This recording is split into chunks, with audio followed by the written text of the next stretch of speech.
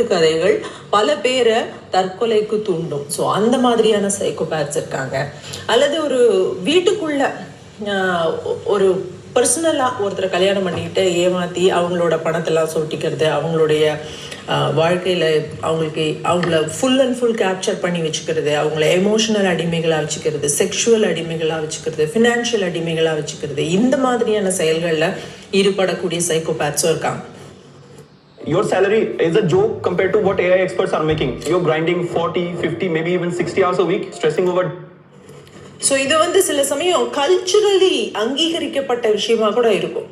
So culturally இதை அங்கீகரிக்கிறாங்களா அப்படின்னு கேட்டிங்கன்னா ஆமாம். இப்போ நீங்கள் அந்த பிக்சரில் பார்த்துட்டு இருக்கிறது இட்டாலியில் ஒரு இடம், கொலோசியம்னு ஒரு இடம். இந்த இடத்துல பார்த்தீங்கன்னா எல்லா மனிதர்களும், அந்த ஊர்க்காரங்க எல்லாரும் சுற்றி உட்காந்துக்கிட்டு அங்கே ஜெயிலில் இருக்கிறவங்களையும் அடிமைகளாக பிடித்து வரப்பட்டவங்களையும் அந்த கொலோசியமில் உள்ளே விட்டுடுவாங்க.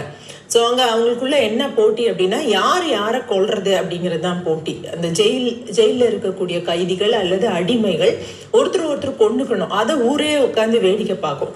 ஸோ இந்த மாதிரியான செயல்கள்லாம் ஈடுபட்டுருக்குறாங்க. ஸோ கல்ச்சுரலி அந்த மாதிரியான சைக்கோபேத்தி ஒரு காலகட்டத்தில் அங்கீகரிக்கப்பட்டதாக இருந்துருக்கு. ஸோ இன்னொரு கதை நான் கேட்டிருக்கேன்.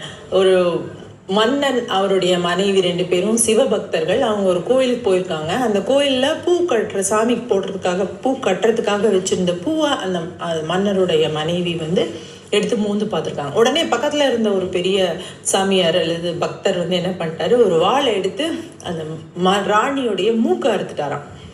இந்த மன்னன் பார்த்துருக்காரு, ராணி மூக்கை அறுப்பட்டு கிடக்குறாங்க.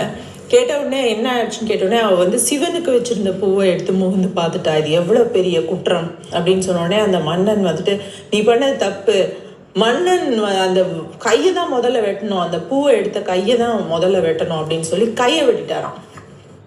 ஸோ இதெல்லாம் சமூகத்தால் அங்கீகரிக்கப்பட்ட ஒரு சைக்கோபேத்தி. இன்னைக்கு கூட அந்த கதையை நம்ம சொல்லி அந்த கதையை பக்தி கதையாக சிலாகிக்கக்கூடியவர்கள் இருக்கிறாங்க. இது எல்லா மதத்திலையும் இந்த மாதிரியான கதைகள் இருக்குது. இது ஹிந்து மதத்தில் தான், கிறிஸ்டியானிட்டியில் தான் இருக்குது, இஸ்லாமில் தான் இருக்குது, மர்மானில் தான் இருக்குது, இதில் தான் ஜூடாயிசமில் தான் இருக்குது. எல்லாம் நீங்கள் எனி நேம் இட், எந்த மதத்தில் வேணாலும் இந்த மாதிரியான புனிதப்படுத்தப்பட்ட பிம்பங்களை சொல்லும் பொழுது இந்த மாதிரியான கதைகள் ஒரு பக்தி பரவசத்துல செய்த விஷயங்களாக இப்பவும் கூட்டமா உட்காந்து மக்கள் கேட்டுட்டு இருக்காங்க. அதை